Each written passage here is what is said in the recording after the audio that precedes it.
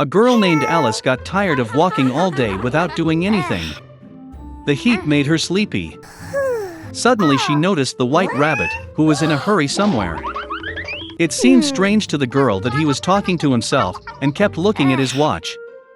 Burning with curiosity, Alice rushed after the rabbit, and without hesitation jumped after him into the hole. Inside was a deep well, the walls of which were lined with bookcases. Alice fell very slowly and managed to see everything properly. Once at the bottom of the well, the girl noticed a glass table with 3 legs. On it lay a small golden key and some kind of bottle. Alice tried to open the door with the key, but it was too small. Looking around, she saw a small door.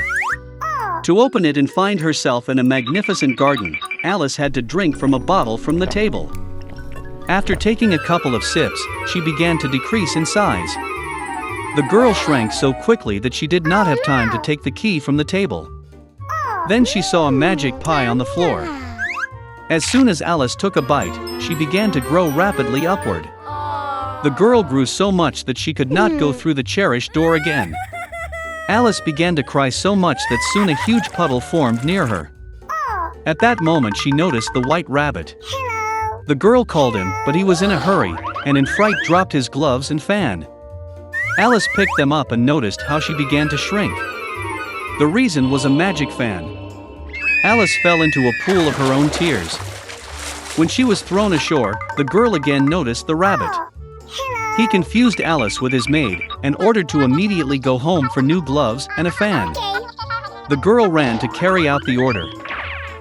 In the rabbit's house, she could not resist curiosity, and drank some liquid from a bottle. This led to the fact that Alice grew to gigantic proportions, and quickly filled the whole house. She was able to shrink only thanks to the pies. Having regained her previous dimensions, the girl ran away. Soon she saw a huge mushroom on which a large blue caterpillar was sitting. Alice complained to her about her constant changes in height.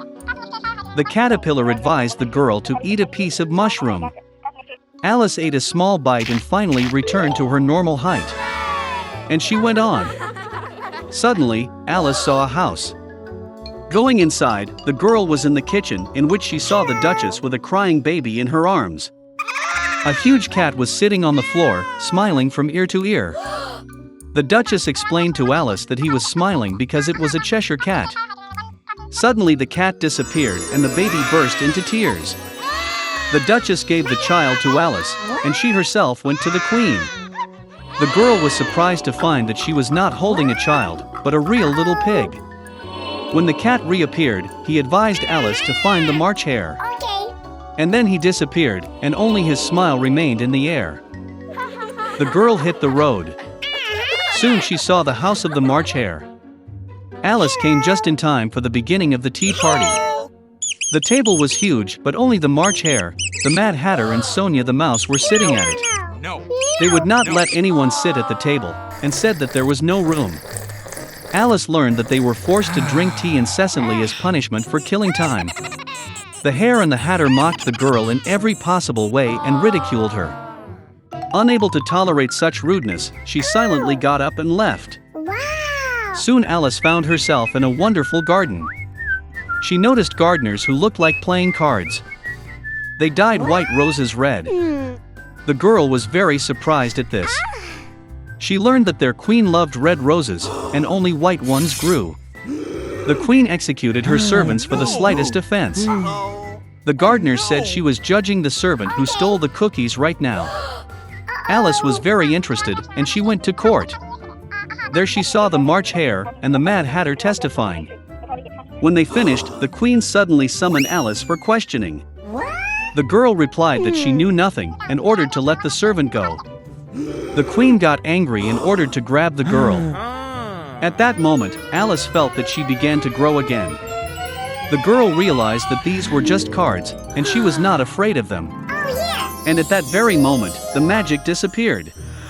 Alice woke up in the same clearing where she first saw the white rabbit. There was a familiar landscape around, familiar sounds were heard.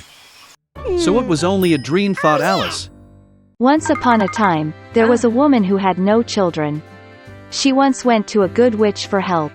The woman said she was dreaming of a child. The sorceress gave her a seed and ordered to plant it in a flower pot. The woman was very happy, thanked the old woman, and went home.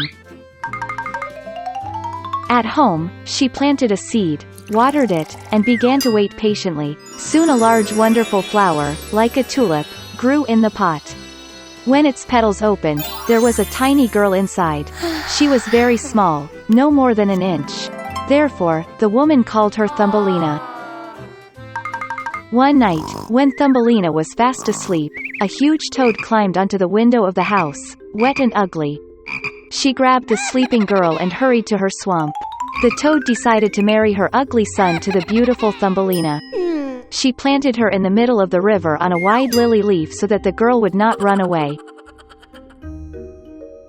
In the morning, Thumbelina woke up, and realized that she was not at home, but there was water around her.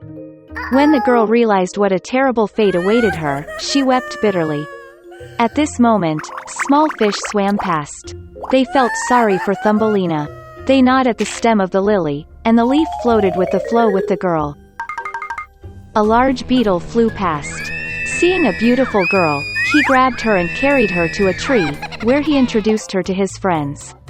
They all envied her beauty, but said that Thumbelina was very ugly and could not be in their company. Under pressure from acquaintances, the beetle also decided that she was ugly, lowered the girl to the ground and said goodbye. All summer Thumbelina lived alone in the forest. She made a cradle for herself from grass and leaves. She ate on pollen and dew, basked in the sun in clear weather, and hid from the rain under a large leaf of burdock. But soon cold rains and winds came. Thumbelina did not have a winter outfit, and she began to freeze. The girl suffered from hunger and cold, and one day she was sheltered by a field mouse. They lived together gloriously. The girl helped the mouse with the housework, told her fairy tales, and in return received warm housing and food. The field mouse had a neighbor, a wealthy blind mole, who did this by counting his wealth all the time. Even being blind, the mole realized that Thumbelina was very cute and offered to marry her. But the girl was not at all happy about this. She did not like the boring mole. Once, walking along the underground passages, Thumbelina saw a wounded swallow, which almost died of the cold. Oh no! All winter she took care of the sick bird and by the spring she cured her. Before the wedding, Thumbelina asked the mouse to let her go upstairs to admire the sun at last. When she climbed out of the mouse hole, she saw a swallow, which she cured. Hello! Thumbelina complained to the bird that she was being forced to marry a nasty mole and live with him deep underground. The swallow invited the girl to fly with her to warm lands, and she agreed. She quickly said goodbye to the mouse, climbed onto the swallow, and they flew away. Once in a wonderful country, Thumbelina saw a huge meadow with beautiful flowers. She chose the most beautiful flower for herself to live in. Suddenly, she saw in the flower the same little man as she, only with wings.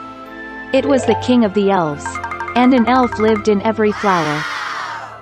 The beautiful elf has never seen a girl as small as himself, and even so beautiful. He immediately fell in love with Thumbelina, and invited her to become his wife, the queen of the elves and the queen of flowers. After all her adventures, the girl was happy to hear such an offer from the charming prince. She happily agreed. The elf took Thumbelina by the hand, and at the same moment 2 wings appeared behind her. Now she has become the queen of the elves. And since then they have lived happily ever after.